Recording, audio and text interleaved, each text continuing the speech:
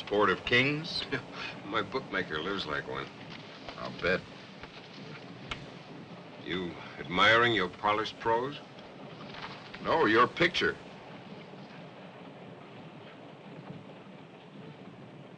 Charlene Reston's much prettier. You know, this will be the 27th case of yours I've covered. Maybe you're my good luck charm. If I thought so, I'd consider jumping off the train. I make good copy, don't I? Sure, I've got a Pulitzer Prize to prove it. Quit trying to reform me. I don't give a hoot about you. Save your lecture about the majesty of the law, or I'll throw you off the train. You don't scare me, except when you're in a courtroom. Springfield in 5 minutes, sir. Oh, well, Willie. Okay. Forget the change. Thank you very much, Mr. Blaine.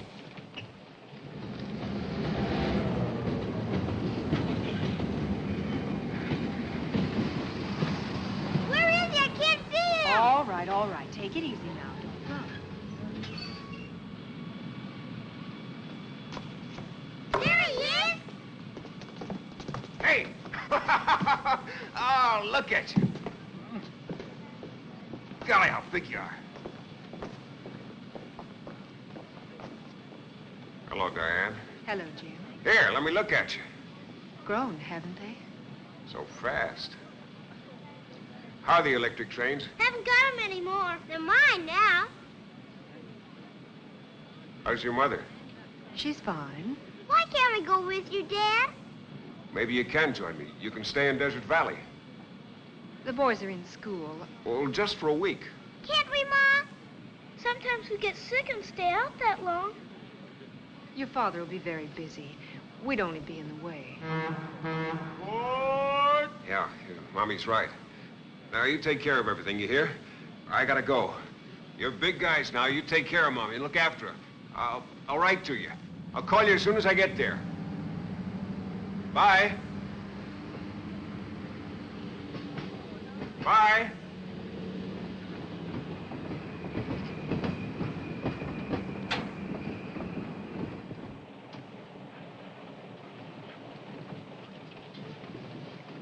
Nice family. It wasn't for publication. I'm just making mental notes on a book I'll probably never write. Didn't even bring anything for the kids. Forgot.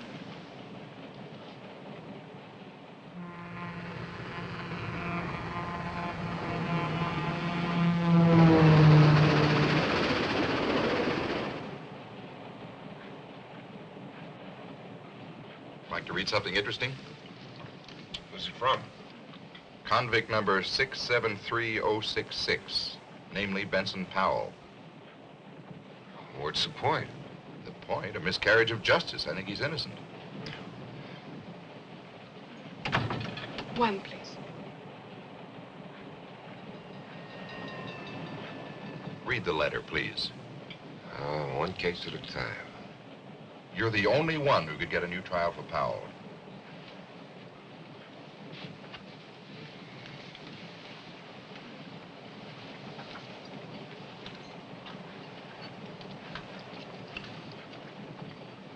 I can recommend a fillet of sole.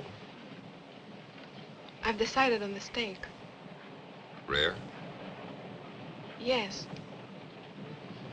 May I? Thank you.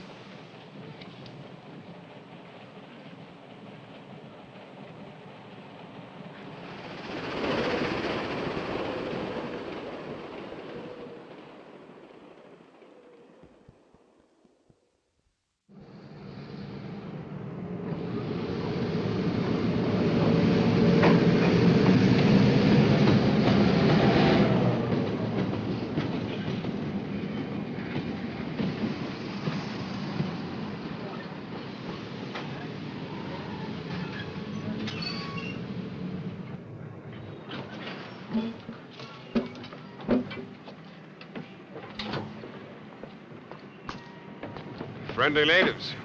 Don't throw pennies. Hello? I'm Paul Vernon. Well, hello. Ralph Adams, New York Bulletin. How do you do? Hello. Pleasant trip? Unusually. Nice welcoming committee. All prospective jurors. Well, at least the weather's warm. I'll see you later at the hotel. All right. The car's over this way. Oh, fine. Thank you very much. You want to follow us with those two?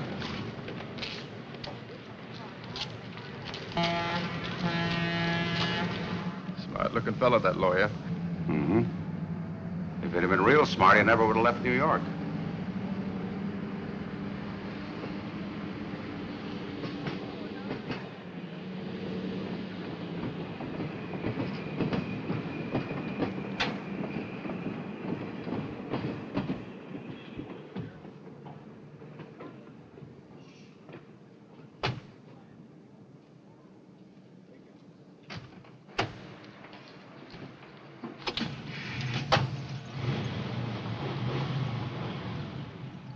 Want me to drive?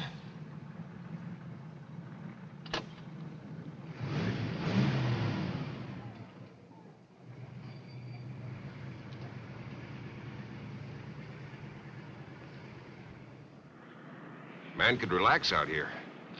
With what's confronting you, I hardly think so. Which reminds me, did I come cheaper than the Legal Eagle from San Francisco? I take it you're referring to Lester Rawlings. Mm-hmm. I heard the Restons had him down as their first choice. They did, but I persuaded them to retain you, despite your higher fee. Coming from a Baltimore corporation lawyer, that's a compliment. I'll pay you but one compliment, Mr. Blaine, if and when you win an acquittal.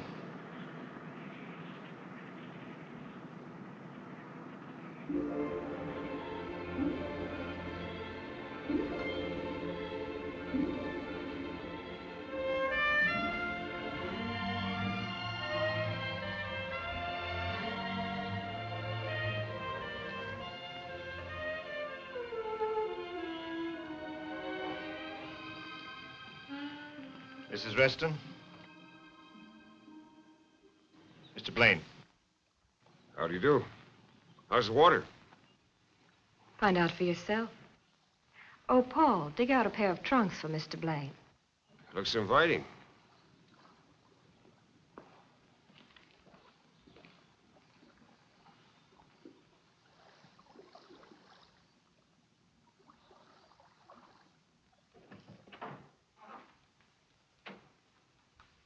Mr. Blaine?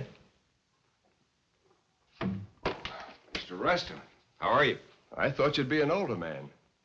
I thought you'd be a much more worried man. When I spilled a drink on the carpet, my butler cleans up after me. When you spill blood, your lawyer is expected to do the same. Exactly.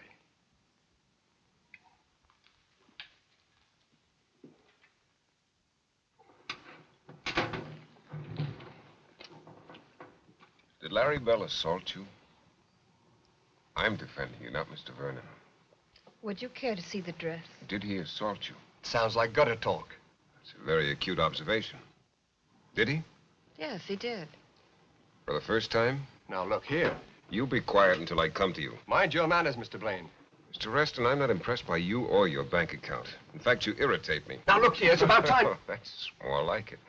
That's the way I want to see you in court. Not as a cold fist, but as a man, outraged. Mrs. Reston, are you a faithful wife? In my fashion. Were you having an affair with Larry Bell? He was a bartender. Were you? No. Don't lie to me, or you'll have to get yourself another lawyer. I saw Larry Bell just twice before. Were you receptive to his advances? Yes. What happened the third time? I was bored with him. And you resisted him? I ignored him. To tease him? You sound like a prosecutor. Another acute observation. You're cleverer than I imagined. Did you want Bell to attack you? You mean subconsciously? No, consciously. That's absurd, isn't it? Is it? I don't know. I have to think about it. Mrs. Reston, as you move about from resort to resort, what else do you think about? It's so right, Mr. Blaine.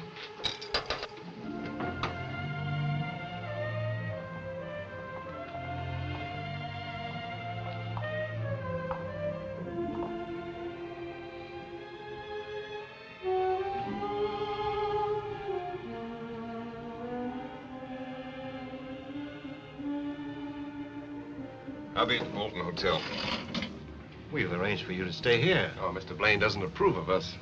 No sense adding to the prejudice of the jurors. I don't want them to think I belong to Desert Valley. A good point.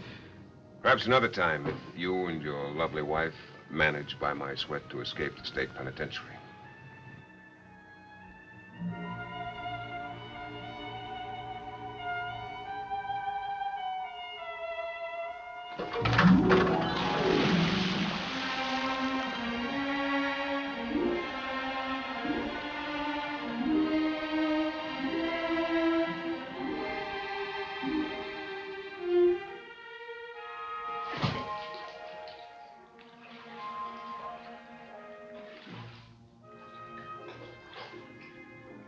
I'll be seeing you, Mr. Blaine.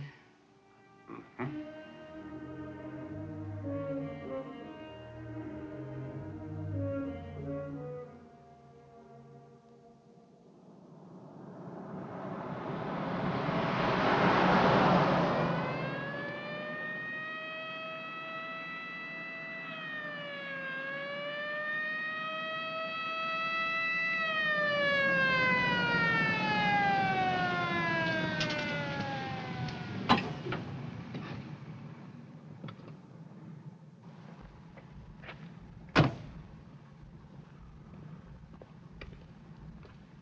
Honestly, I was only doing 80. I'll take your word for it, Mr. Blaine.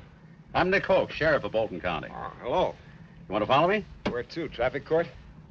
I'd hate to see you in any of our courts.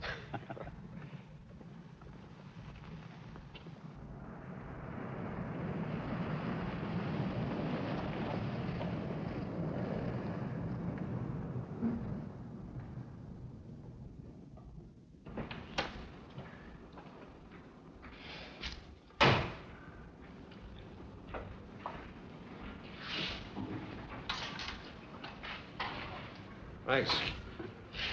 Where are we going? God's country.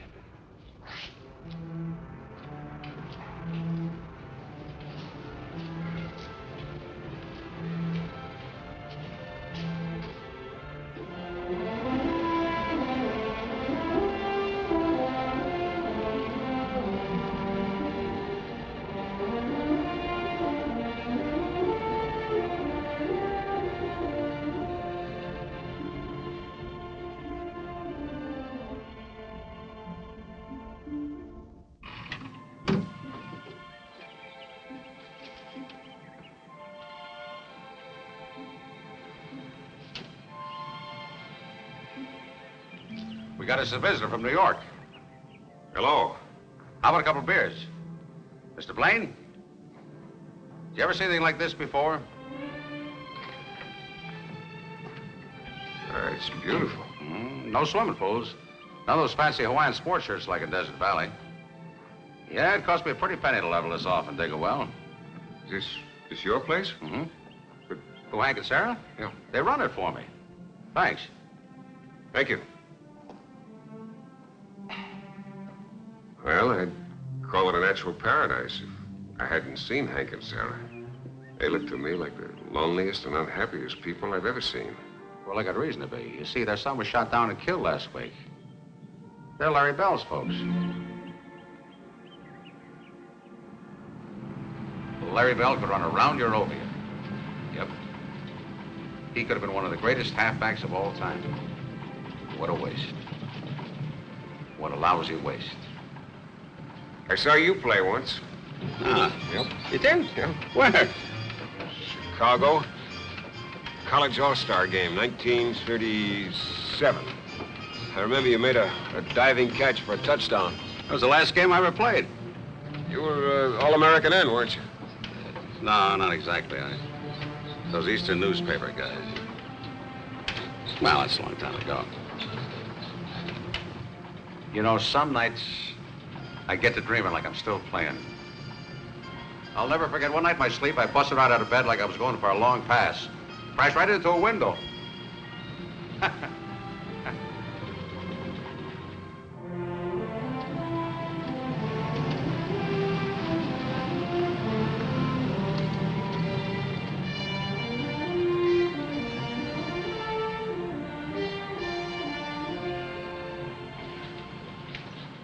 What's he raise out here? Staley? He raises any hand he figures to beat. Sounds like me. Yeah? Well, it's your convenience anytime.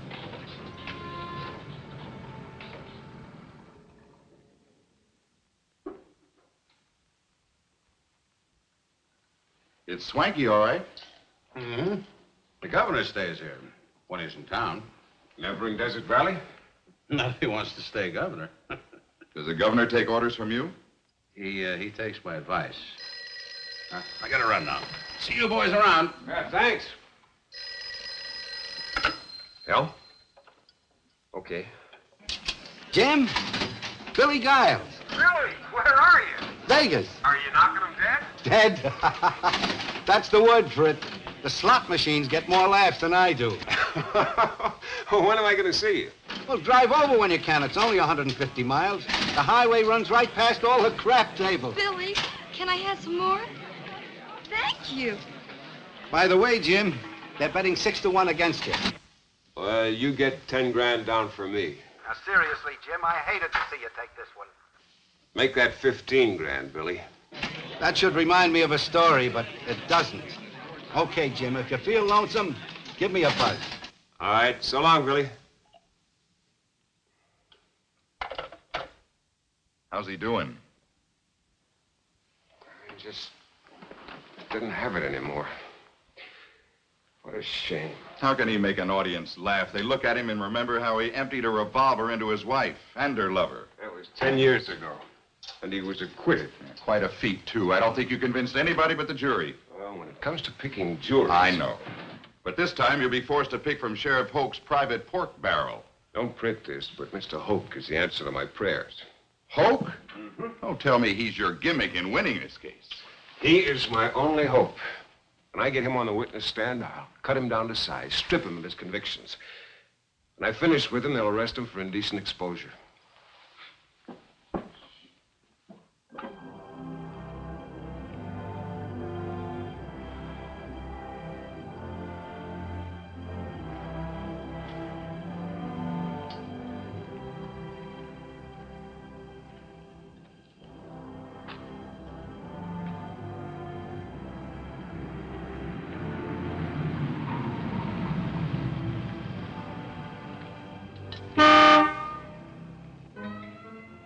Hello?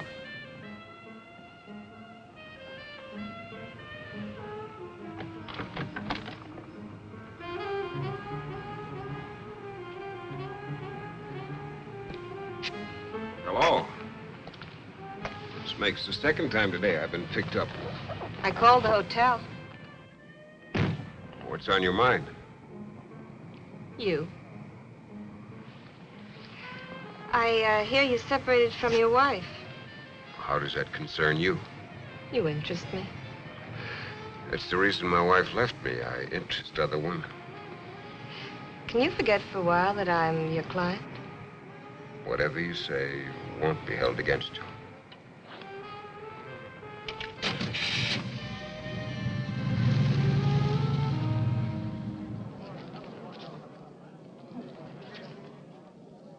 And where, Sheriff, did you see them together? At the Waterhole Tavern, where Larry was tending bar. Was Mr. Reston there also? If he was, I didn't see him. What did you see? Mrs. Reston, sitting at the bar alone, acting chummy with Larry. In your conversations with Larry Bell, did he ever mention Mrs. Reston by name? He always called her that rich babe from Baltimore. You recall his exact words concerning his relations with Mrs. Reston? Yes. He said, I'm making time with her.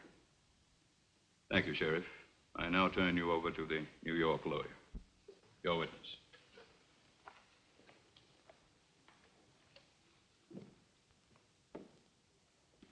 Your Honor, during the past week in this court, the prosecution has persisted in referring to me as the New York lawyer. It appears there's another defendant in the case, and the charge is that he is from New York City. To that count, I plead guilty as charged.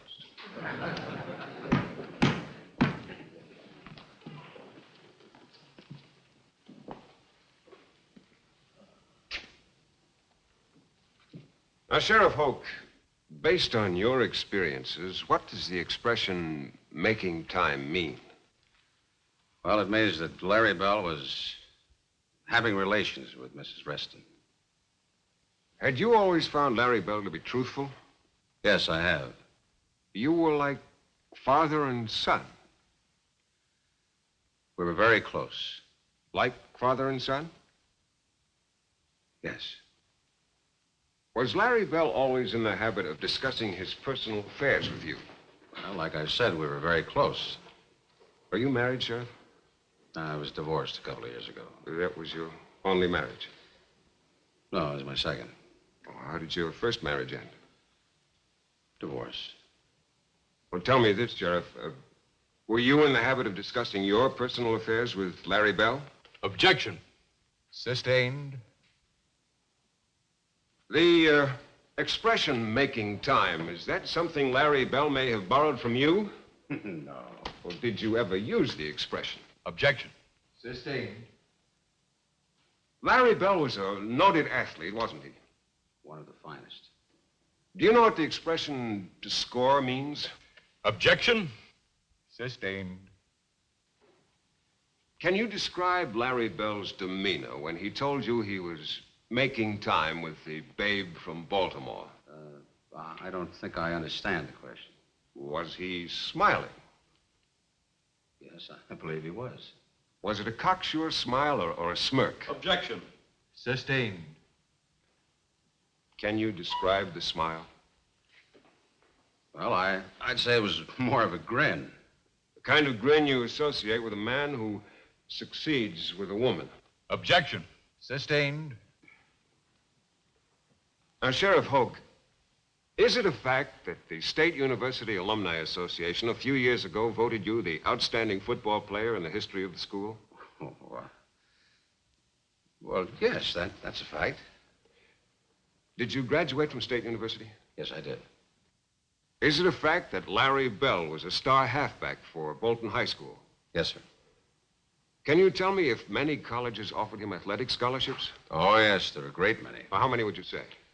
At least 50. And which college did he choose? State University. Because you advised him to do so? Yes. Because he was your protege and you wanted him to follow in your footsteps? Yes. Did Larry Bell graduate from State University? No, he didn't.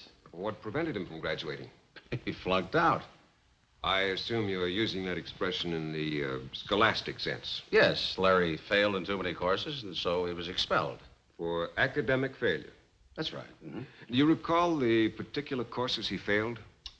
Well, as a matter of fact, I do, yes. It was European history, English literature, and sociology. Isn't it a fact that Larry Bell was being tutored in those very courses by an instructor who was on the payroll of the State University Athletic Department? Yes, but that's common practice. Has State University de-emphasized football? No, we haven't. Then a victory on the gridiron is as important today as it was in your time, is it not? Probably so. Wasn't Larry Bell a sophomore sensation for State University? By that I mean, wasn't he, more than any other man on the team, responsible for a highly successful football season? Probably. Sheriff, did you make any attempt to keep the university authorities from expelling Larry Bell? Yes, I did. Did you make a special trip to the campus? I did. And yet you failed. Why? Well, like I told you, Larry failed in 3 subjects. He just couldn't knuckle down to studying. Do you recall an incident occurring at State University in the same month of that year? An incident? Well, perhaps I used the wrong word. I'm referring to a collegiate prank commonly known as a panty raid. Well, that was happening in lots of colleges, all over the country. But it did happen at State University. Yes, it did. On April 12, 1955? Well, I'd have to take your word for that. Did Larry Bell ever mention anything about it to you? No, he didn't. Knowing Larry Bell, do you think he participated in this so-called prank? I don't know. You don't know Larry Bell? I don't know whether he had anything to do with it. Is the term panty raid perfectly clear to you? Certainly. The boys raided some sororities and girl dormitories and made off with some feminine undergarments. Where were those garments? Oh, in dresser drawers or on the clotheslines, I guess. Are you on the mailing list of the State University Tiger, the student newspaper? I am. Do you recall an item in the issue of April 15th, 1955, in the gossip column Campus Capers? I only read the sports pages. Then you must have missed the following item. The Ivy Line has it from eyewitnesses that one not-so-sophomore-ish sophomore pilfered his trophy from a very petite and perturbed frosh co-ed. No, I never read that item. Do you recall the date Larry Bell was expelled from State University? April 1955. April 18? I believe so. Is it a fact, Sheriff Hoke, that the final examinations for the spring semester are held during the last week of the month of May? It is. Then Larry Bell was expelled at least 5 weeks prior to those examinations, was he not? Something like that. Sheriff, isn't it possible that you were innocently misled into believing that Larry Bell was expelled from State University merely because of academic failure? Thank you, Sheriff.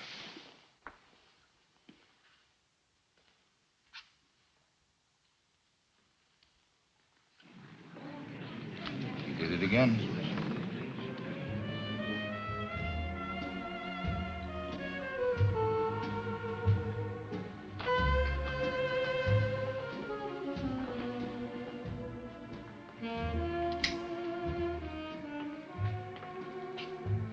Thank you.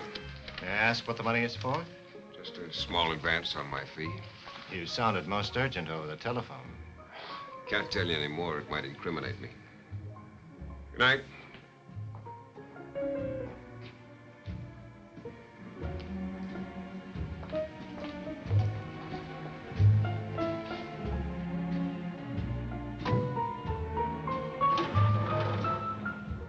I'll pick you up at the courthouse at 11. Slight correction. I'll see you in court Monday morning.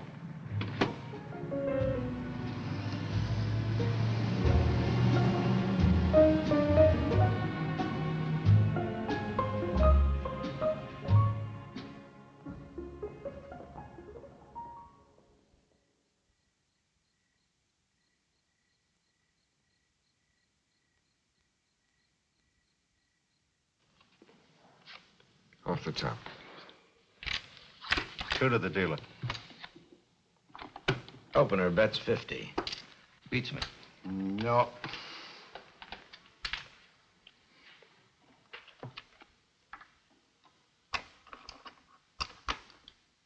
$50 and $200.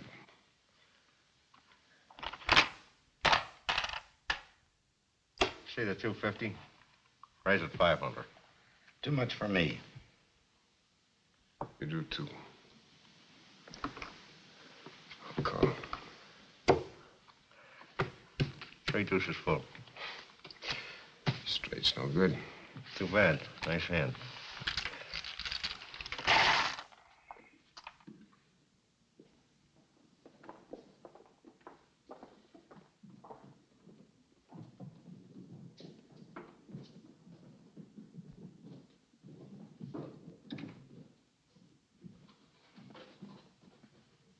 Ladies and gentlemen of the jury, have you arrived at a verdict? We have, Your Honor. How find you? Guilty or not guilty? Not guilty. Court is adjourned. Mr. Blaine, congratulations. Jim, you did it again, boy.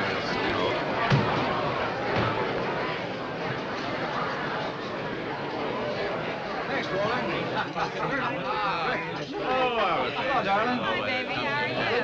How are you? Look who's here.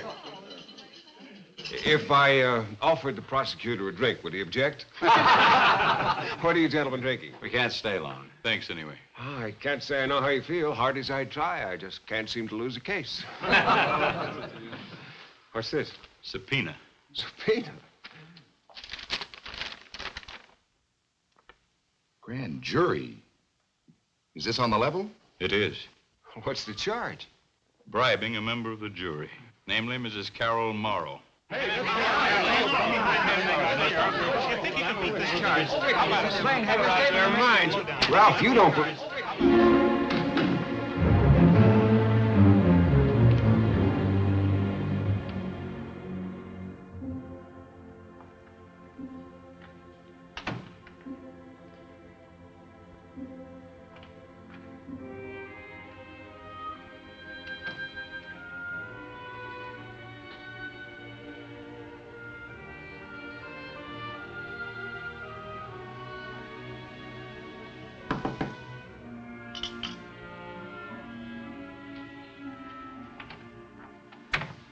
Hello, Billy. Diane, come in. Gee, but I'm sure glad to see you. Where's Jim? I don't know. I was in the bedroom calling down for some breakfast, then I came in here and Jim's gone. How about some coffee? Thank you. I came in from Vegas last night as soon as I heard about the grand jury indicting Jim. What's the story, Billy? Simple, hair-raising. Jim was taken for $5 grand in a poker game out in some desert shack. Then a dame turned up with the money. A dame on the jury, Carol Morrow. And she's saying that Jim gave her the money as a bribe. How are the boys? Is Timmy taller than me yet? They didn't feel so big yesterday.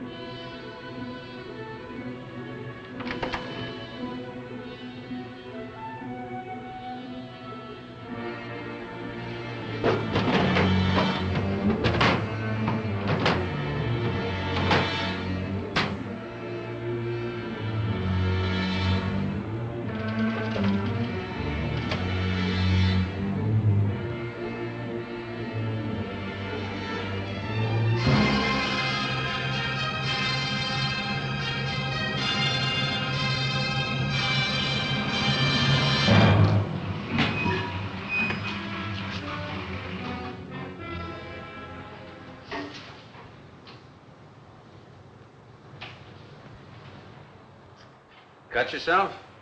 I admit it. Would you arrest me for attempted suicide? You could tell me for stealing your Jeep. No, it's yours anytime you want it. You know where I've been, don't you? Staley's shack, I guess. Should I have found him at home? There's no telling about Staley. No poker table, no chips. Oh? You sure you found the right shack? My only mistake was going there in the first place. Now, where will I find Staley? He comes and goes. And where does he go to? You know something? I never got around to asking him. Have a drink? No, thanks. You won't help me then? Yeah, I'll do all I can. What about the other players? Who were they? Well, the introductions weren't exactly formal, but you mean to tell me you don't know the crowd that plays poker with Staley? I'll try to round some of them up as soon as I can. Sheriff, are you out to get me? I wish you wouldn't think that. Well, I hit you pretty hard in the courtroom. You never raised your voice once. Is Mrs. Morrow a friend of yours? Every voter's a friend of mine. Even if a voter commits perjury? You know something, Mr. Blaine? I'd like to believe you, but it's not easy considering the evidence.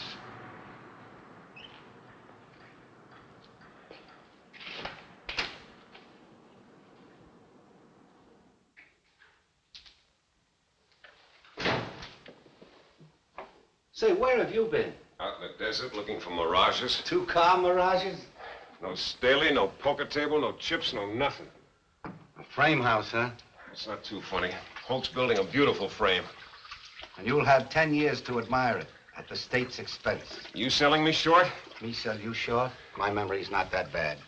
Every morning when I wake up, I look to make sure there are no bars on the windows. If I were you, I'd go into a little Irish jig right now. You would, huh? A very attractive lady just checked in down the hall. I'll try to find time. It's Diane. Diane?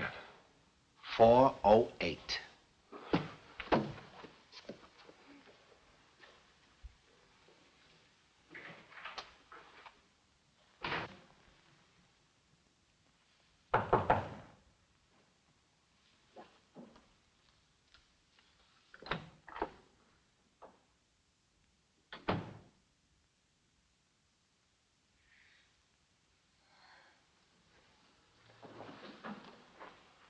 Why didn't you let me know? I was waiting for your call. I wasn't thinking. I haven't been thinking straight since they subpoenaed me. How are the kids? Upset. Why didn't you bring them? It's not exactly a holiday.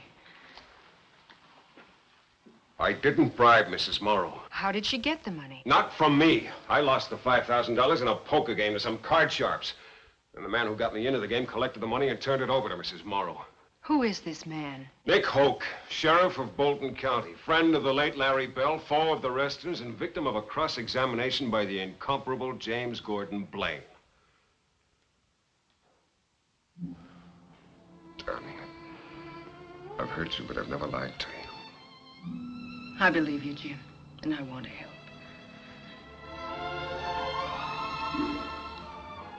I'll move Billy out of my sight. No, Jim, no. I've never stopped loving you, needing you and the boys. That's why I'm here, for their sake, not mine or yours. Objection sustained.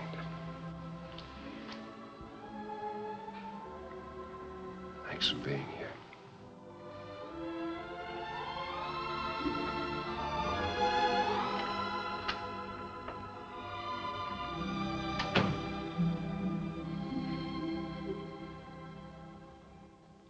Well, you tell him he better get in line, or come next November, he'll be running for the Woods instead of for the state Senate.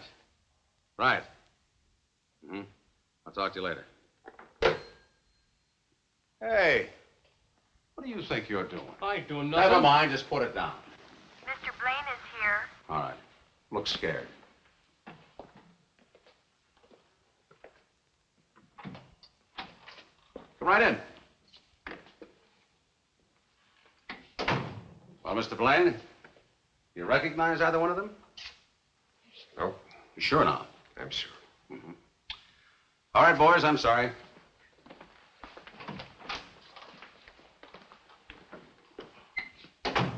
Welcome to Bolton, Mrs. Blaine. Thank you. You too, Mr. Giles. Nice town you got here. The last time I came through, it was so quiet you could hear the pinball machines. That's pretty funny.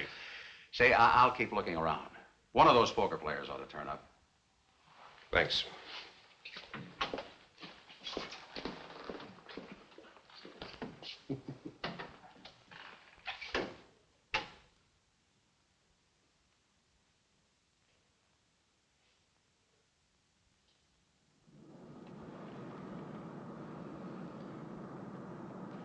Lester Rawlings is vacationing in Desert Valley, staying at the Sun Club.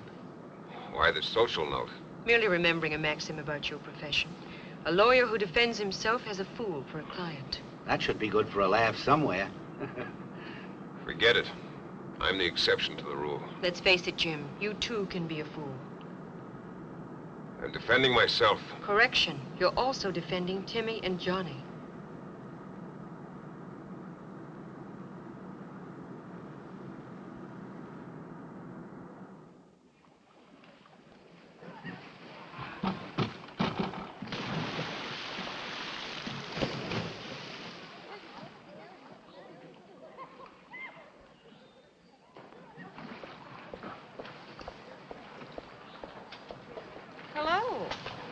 Hello.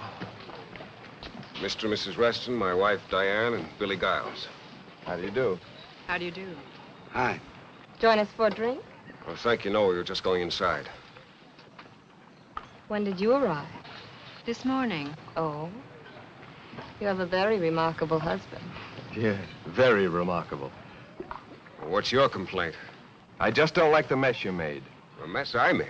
I didn't ask you to bribe Mrs. Morrow. That was your own stupid idea. If I ever hear you say that again, so help me, I'll kill you. You mean you didn't give her the money? No, Mrs. Reston, I didn't. My only mistake was in defending you and your idiot husband. In parting, may I say you deserve each other?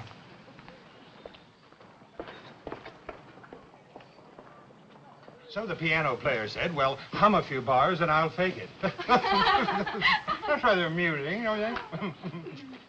Uh-oh. Business calls. Pardon me, girls. See you later. Jim Blaine. I'm Lester Rawlings.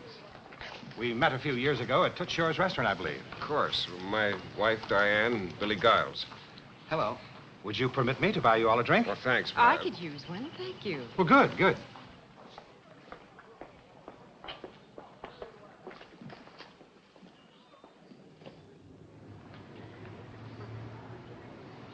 Every time I get a chance to escape from the city, I come down here. It's a great place to relax. You hear that, Jim? You're supposed to relax. It's a local law. I hear I took the Reston case away from you. It was more of a hot potato than a case, wasn't it? I wish I'd have said that. What's your opinion? Opinion of what? The indictment against me. Am I to answer that as an acquaintance or as your lawyer? Why the business pitch? You want to deduct the drinks from your taxes? We're interested in a legal opinion, Mr. Rawlings. I'd prefer to hear Jim speak for himself. Is this your way of getting the Reston fee? Oh, no. I'm not asking for a cent. What's in it for you, then? Trying to prove you're a better lawyer than I am? Well, for your sake, I hope I am. Mr. Rawlings, can you give us an idea of what your defense tactics are going to be? Well, my first tactic is not to reveal my tactics. Considering the local prejudice against Jim Blaine, are you planning to move the trial to Capital City? The only thing I plan to move is the jury. Well, that covers everything, I believe. One more question, please. Yes, Mr. Adams. Will the defense be a joint effort?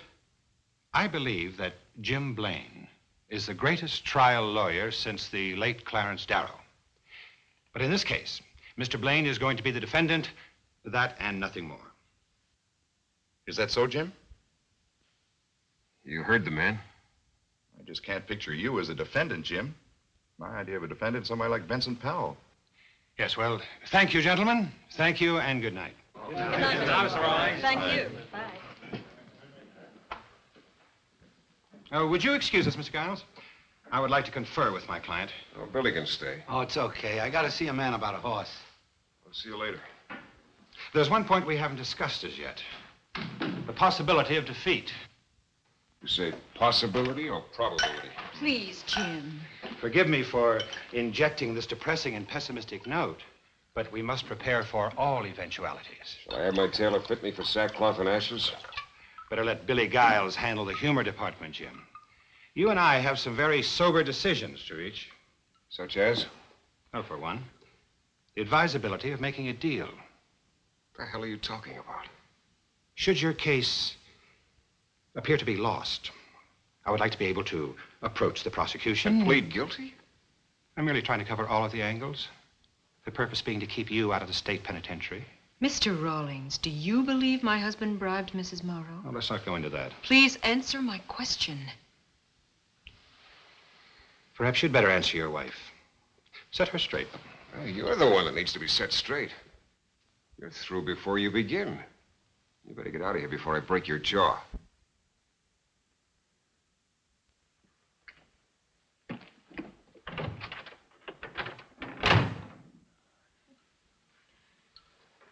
You want a drink? No, thank you. I'm going to bed. Look, was I out of line? No. You referred to me as your husband. Did I? Please stay. I need you. We're still legally man and wife. Did that stop you with Charlene Reston?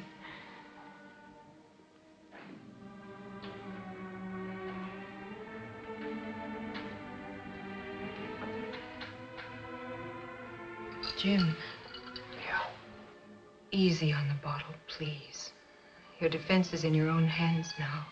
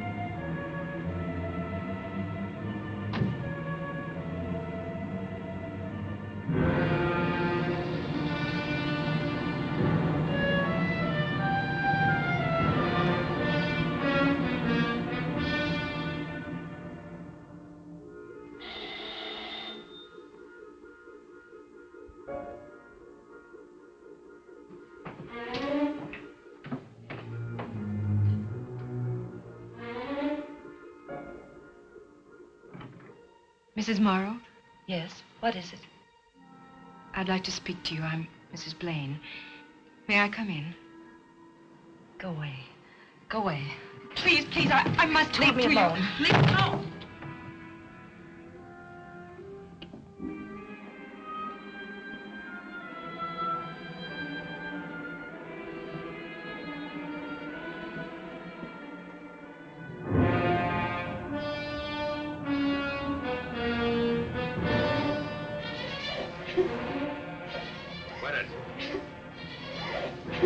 I said, quit!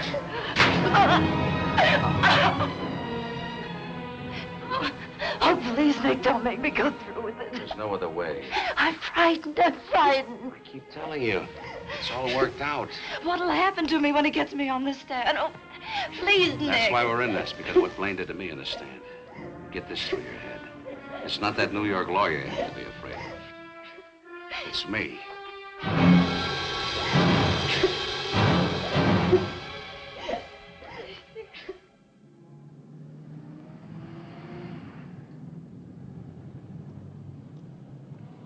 Well, good luck, Jim. Thanks. You got those descriptions with you? Yeah. All I need is a Sherlock Holmes hat. Don't worry, Jim. If any of those card sharks are in Vegas, I'll fish them out. All right. So long. Take care of yourself. Bye, Billy. I'll be seeing you. Well, the coach comes across the locker room, takes one look at my shoes, and flings them against the wall. These ain't Hulk shoes, he said. How do you expect them to get past the secondary? What do you suppose happened? I get...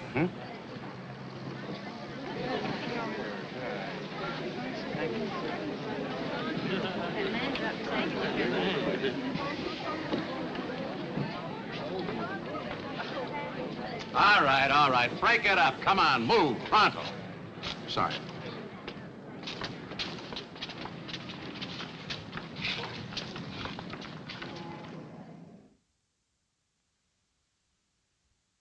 And this $5,000, introduced into evidence, is what Mr. Blaine gave you.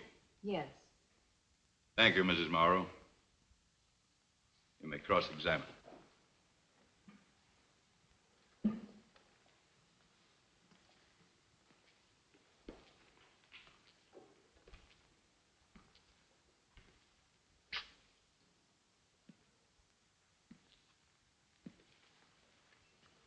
Mrs. Morrow, how long have you been a widow?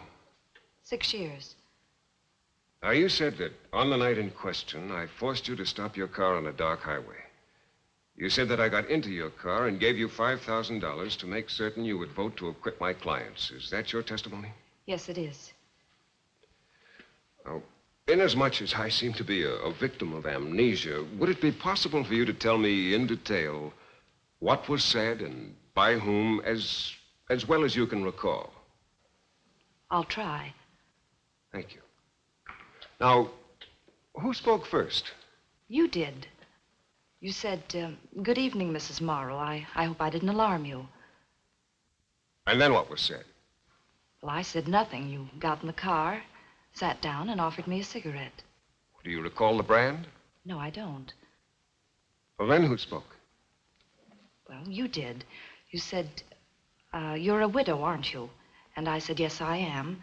And then you said, your husband was a war hero, I understand. And what did you say? I didn't say anything. I choked up. And what did I say? You said nothing. You took out an envelope and handed it to me. Then you said, put this in your purse. And did you put it in your purse? No, I didn't. I said, what is it? And how did I answer you? Some insurance I'm buying, that's what you said. And what did you say to that sales pitch? I don't know. I said something silly like, I don't sell insurance.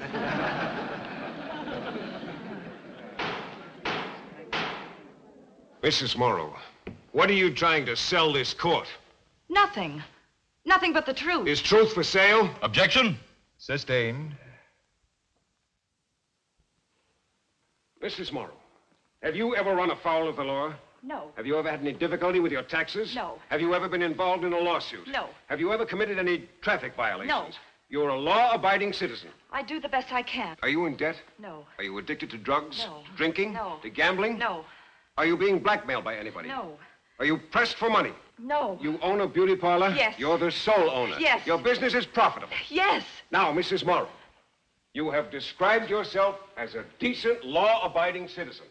You own your own business. You're a woman of property and propriety.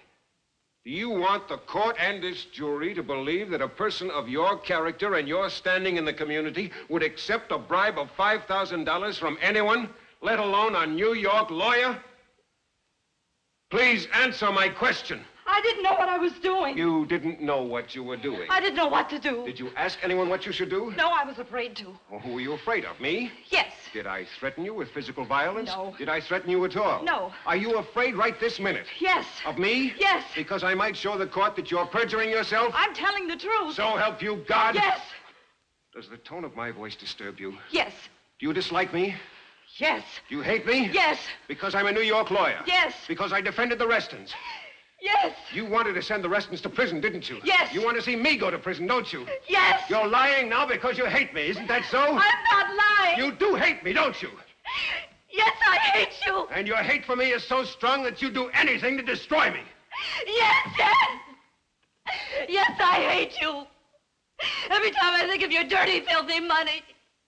Every time I feel the pangs of my conscience, I want to see you suffer as much as I suffer, since you've done this thing to me.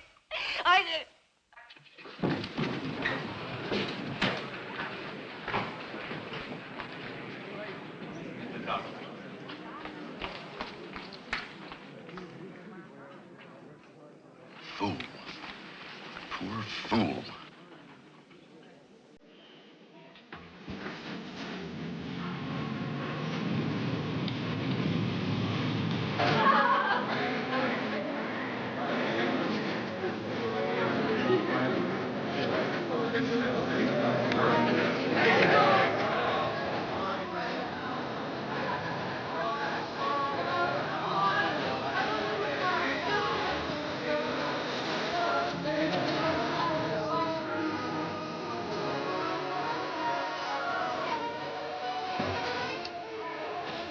Very nice deal.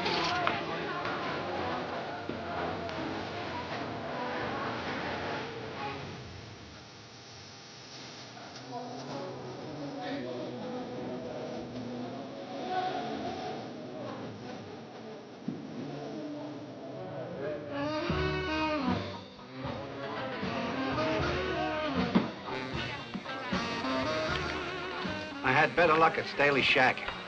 Didn't I bump into you there some time ago? What did you say? Staley's place in Desert Valley. Never worked there. Never even heard of the place. Hit me.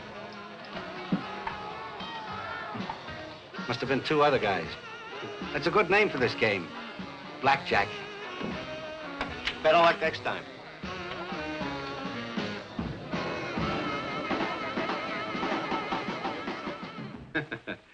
You were so great, you had me believing you. Nick, I'm worried. Come over to the house, please. Don't wait up for me. Nick, please. My other phone's ringing. We can't afford to take any chances now. Good night, baby. Hello? Nick, Cal Morris. Where you calling from? Vegas. Listen, Billy Giles just spotted me. I told you to lay low. But, Nick, I had to work. I was short. you lame brain. What did you tell him? I played dumb. Honest, I did, Nick. But he's on his way to Bolton with a picture of me. A picture? Did you autograph it for him? Giles got it from the manager. Listen, it's a picture of the casino, and I'm in it. But good. Get out of Vegas, Cal. Get lost somewhere, and don't let me find you.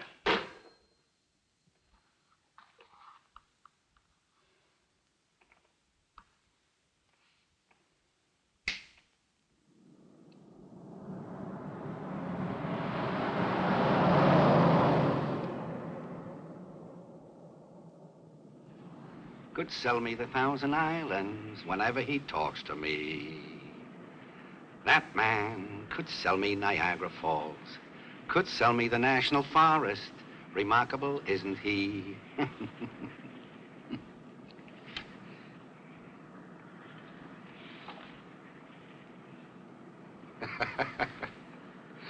Billy Giles, boy detective.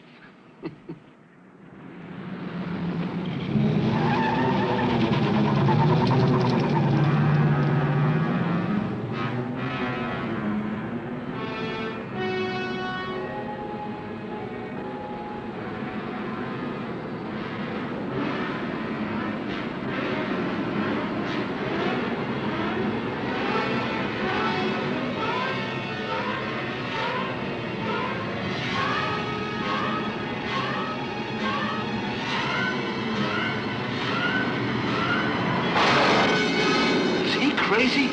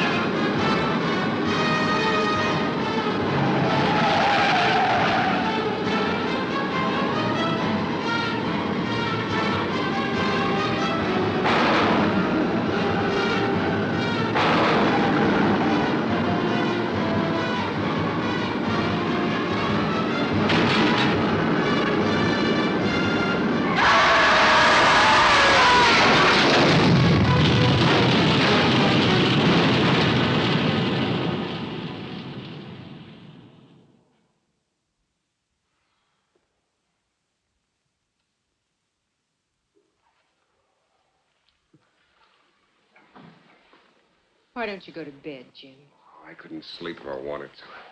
Cross-examining Mrs. Morrow all night. You're not thinking of putting her on the stand again? Well, that's not where I'd like to see her. Don't throw anything at me, Jim, but she was convincing.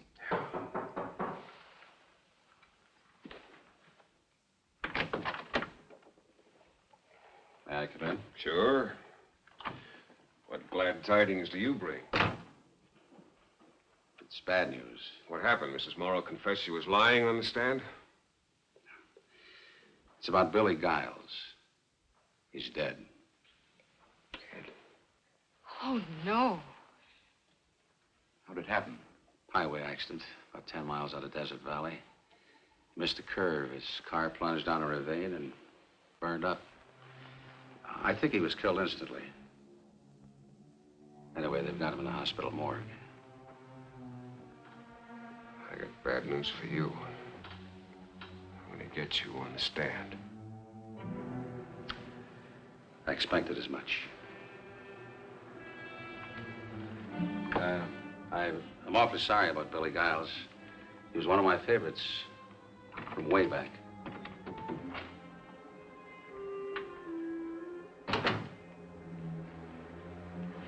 Would you like to go to the hospital with me, Jim? No, thanks. I'll go over later.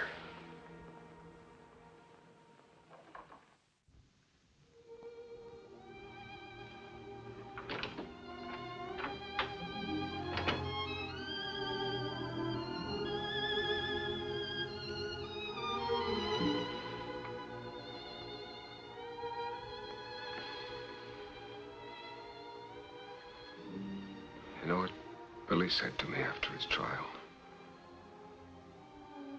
I guess I never told you this. He said, "Where do I go now, Jim? I said, anywhere you please, you're a free man. I said, am I? Doesn't God know what you and I know? I tried to tell him how important laughter was and how much of it he had to give. I said, how do I open my act now? Funny thing happened to me on the way to the electric chair.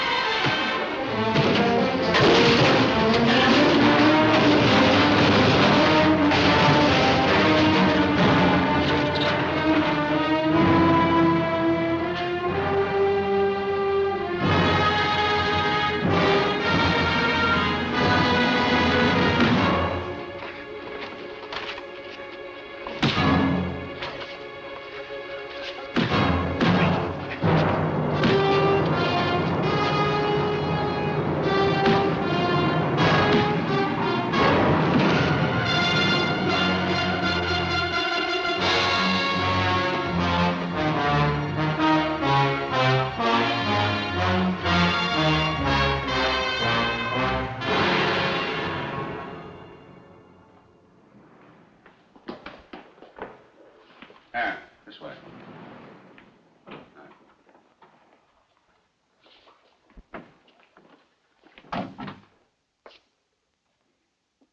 Well, how you feeling today? All right. Good. Recognize them? No. Come here. Stick out your hands. They look like they've been in a brawl. Not with me, they haven't. You sure now? I'm sure. All right. Get out of town, pronto. I kind of figured I had him. Maybe if you could give me a better description of them. Come to think of it, they both look like you. You can save that phony laugh for the witness stand. When I get through with you, you'll wish I'd gone to work on you with a baseball bat. Exactly my sentiments.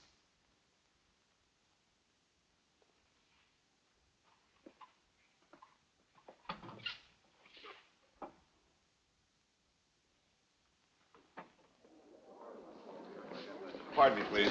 Excuse me.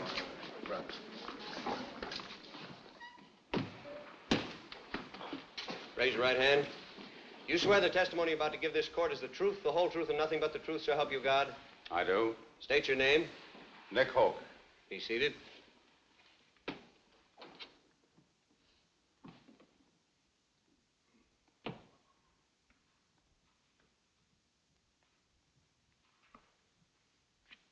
Sheriff Hoke, do you recall the verdict in the Reston case? How could I forget that? Did you agree with the verdict? No. Was the verdict a disappointment to you? Yes. A bitter disappointment? Yes. One of the most bitter disappointments in your life? Yes. You resented the Restons, didn't you? Yes, I did. Because they were rich, society people from Desert Valley? Because they murdered Larry Bell. You believe this with all your heart? I do. You believe that in their case, justice was thwarted? Yes, I do. Do you realize that you lost the case for the state? No, I don't. Other people realize it, don't they? I wouldn't know about that. Well, didn't Mr. Mitchell, the prosecutor, tell newspaper men that it was my cross-examination of you that defeated him? I don't know what he told them. It was in all the newspapers. Don't you read the papers? I don't believe everything I read. What do you believe? That you're a sharp lawyer.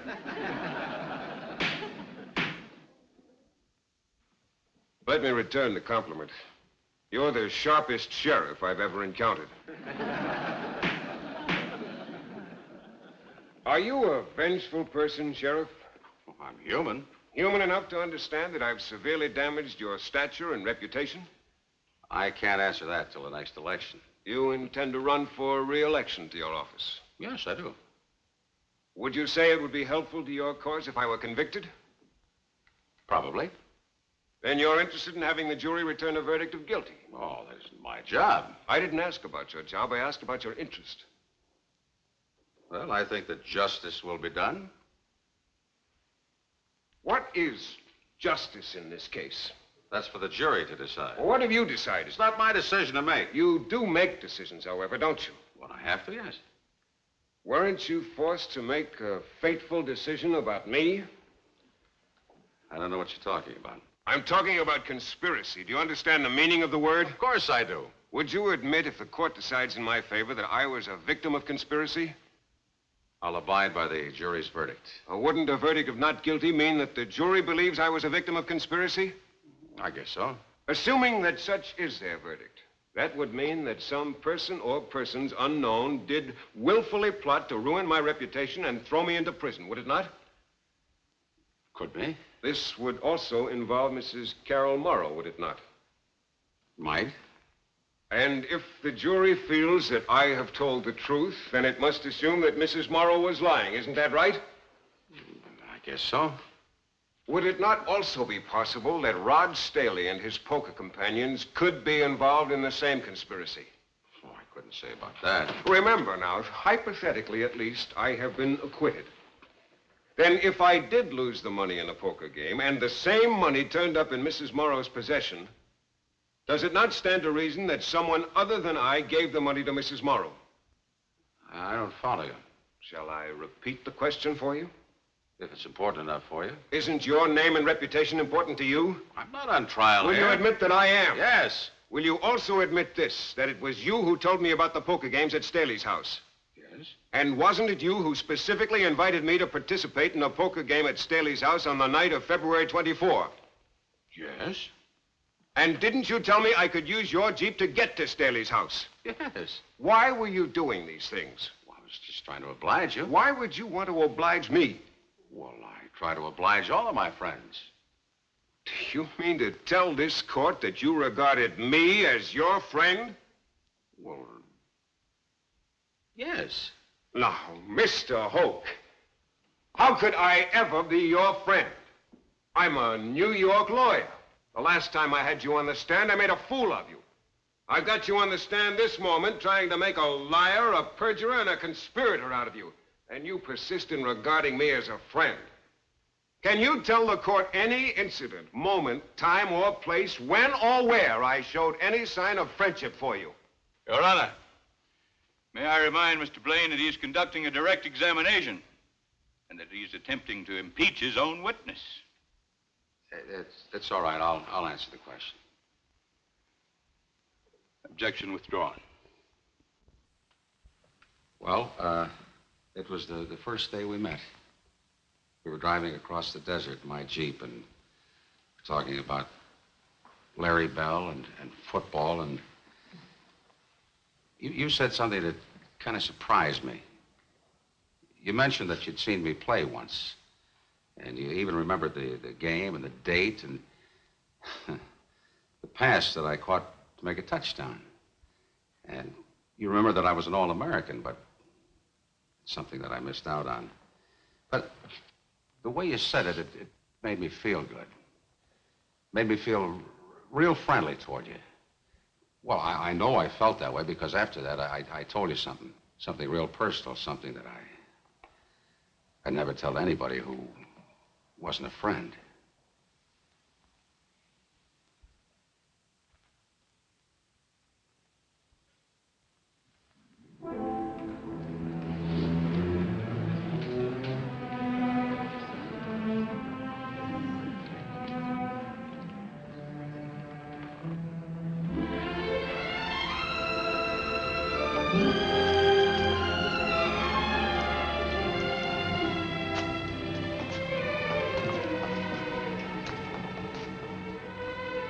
Jim, can't you get a postponement of the trial? Why, it's about over.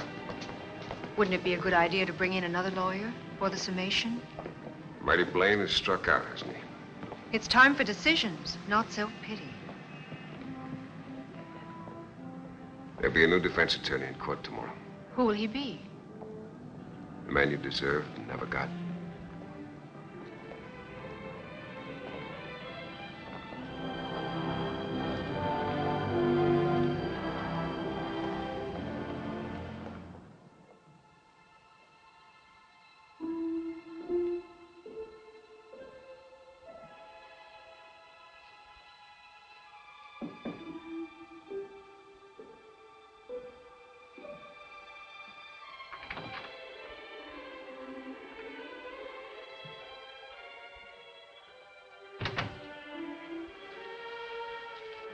Couldn't sleep? No. I can't even sit still. You need a drink. No, thanks. Sun will be coming up soon. There'll be no sleep in court. Got a lot to think about. Strange new sorts. Do you want one of my sleeping pills?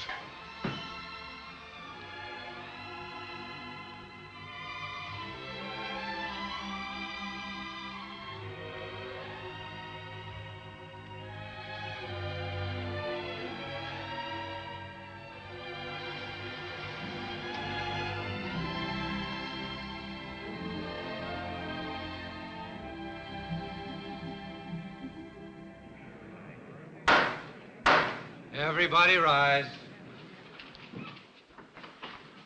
Superior Court of the County of Bolton is now in session. The Honorable David L. Johnson, judge presiding. Be seated.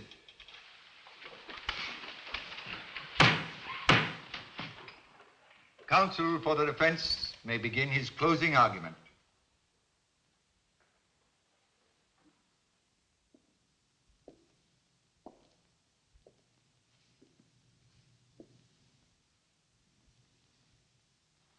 Gentlemen of the jury, you have heard the prosecution refer to me as the criminal lawyer. My only complaint is he seemed to stress the word criminal rather than the word lawyer. Let me tell you how I became a criminal lawyer. First of all, my ambition was to be a corporation lawyer. To have an office in Wall Street, a home in an exclusive suburb, and all the wealth and prestige that I could win. After passing my bar examinations, I knocked on the door of every reputable law firm in New York. But no luck. Why? Because I was a night school lawyer.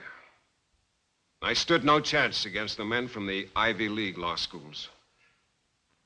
To eat, I became a process server. I drove a taxi. I delivered Christmas mail. Until one day, someone remembered I was a lawyer. That someone was a ward leader. It seems a boy was being tried for burglary, a hopeless case.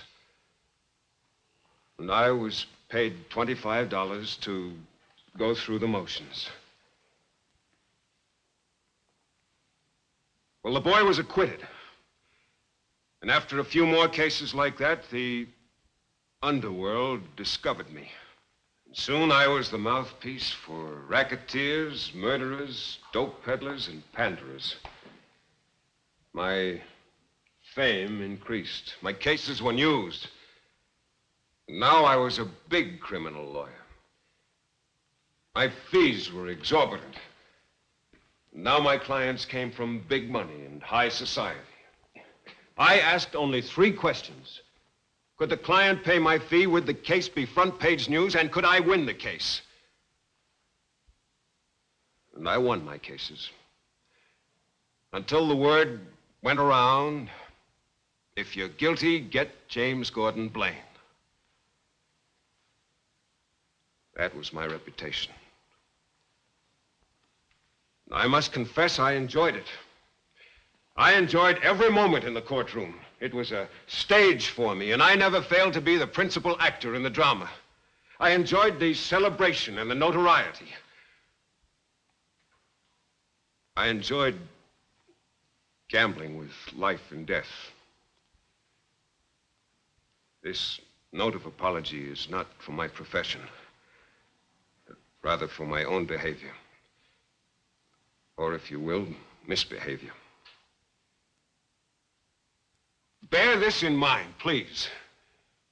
None of us is immune to accusations and indictments. They strike the innocent and guilty alike. And when it happens to you, you demand an experienced and successful lawyer.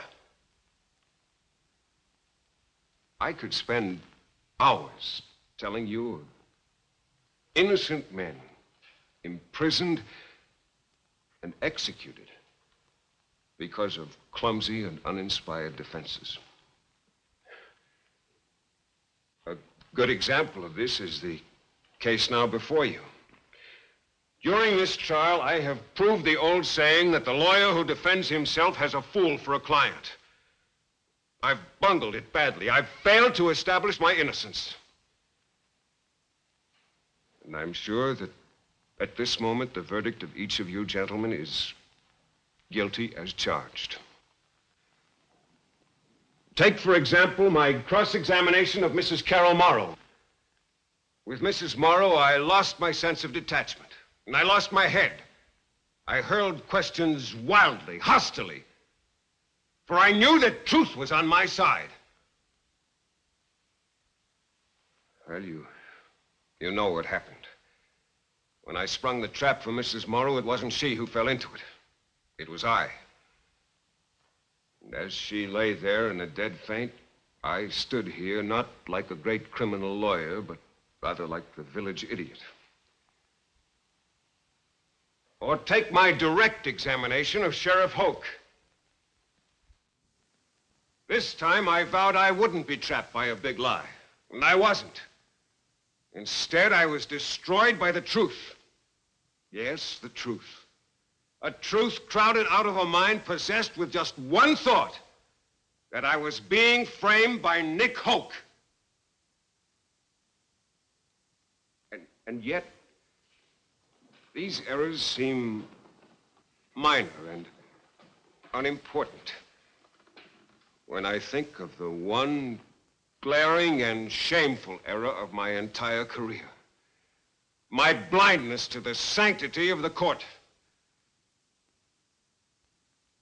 Collier's magazine, in referring to the Reston trial, called it the case of the tattered dress. I think this case now before you might be called the second case of the tattered dress. The tattered dress of justice.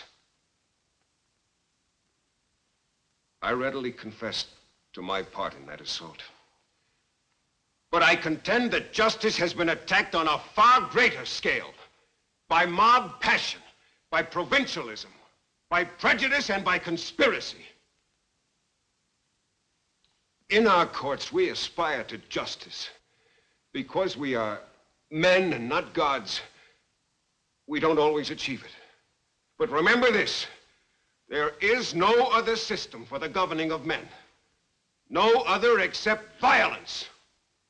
Beyond the walls of this court lies the city. And within the city, as in all cities, there are alleys.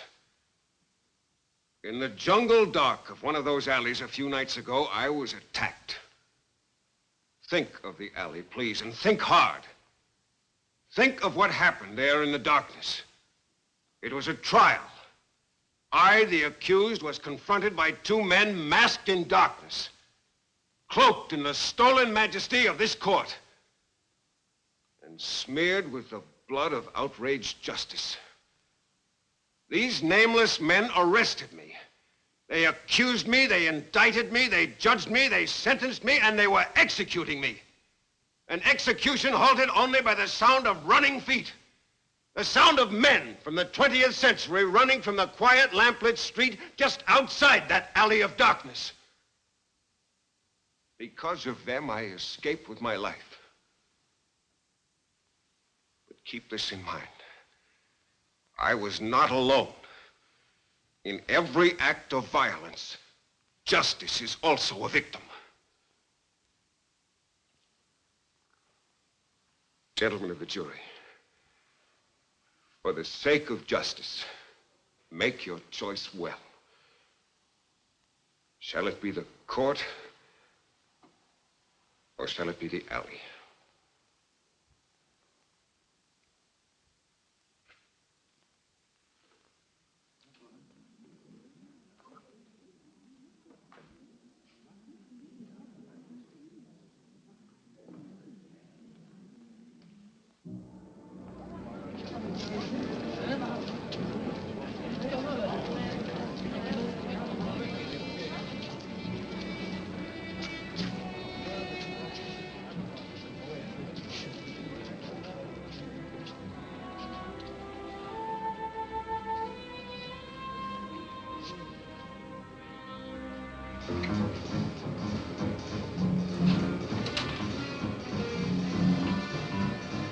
Nick.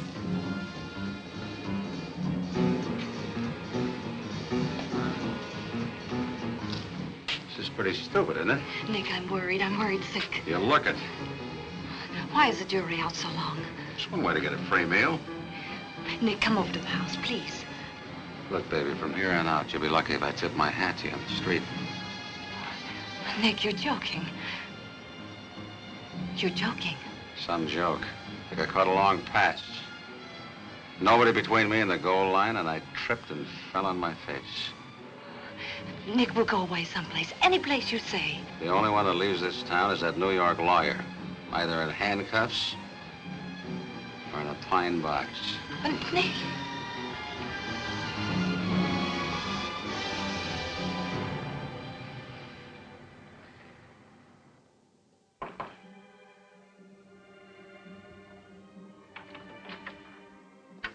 Jury in. Oh, not yet.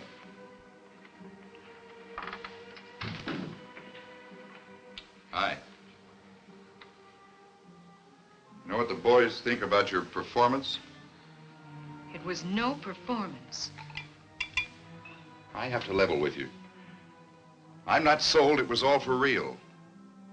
It's not just me. You haven't sold the other newspaper men or the public. You're even saying that the way you tripped yourself up with Mrs. Morrow and Hoke, well, it was all part of the act. Act? If it was an act, may God strike me dead. Sorry, Jim, that's the way it is.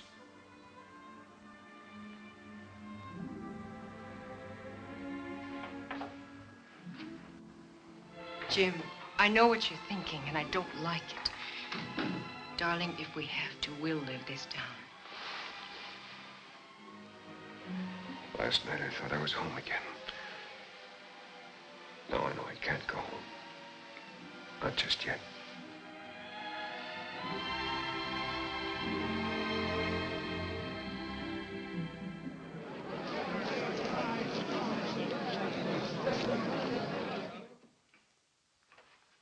Be seated.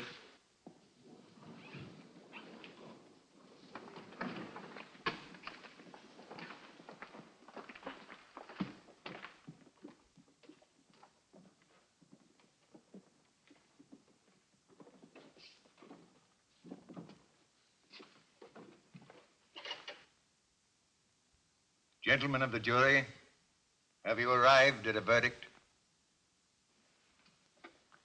We have, Your Honor. How find you? Guilty or not guilty? Not guilty.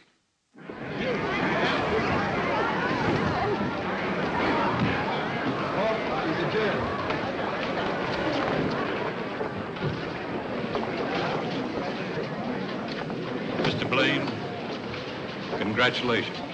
Thank you. Any comment, Sheriff? Comment? Yeah, sure. When you hear the gun, it'll be the end of the game.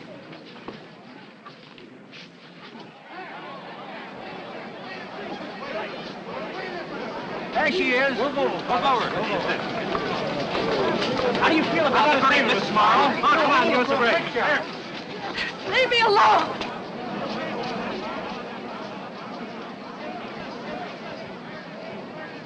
Here comes Blaine.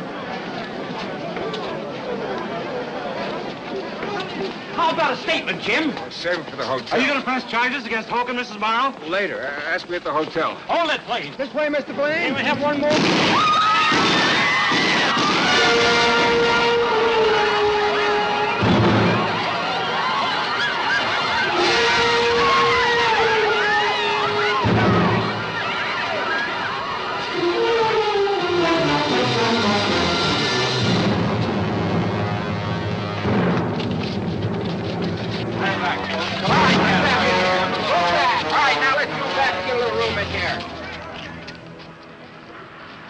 Jim, how do I begin to apologize?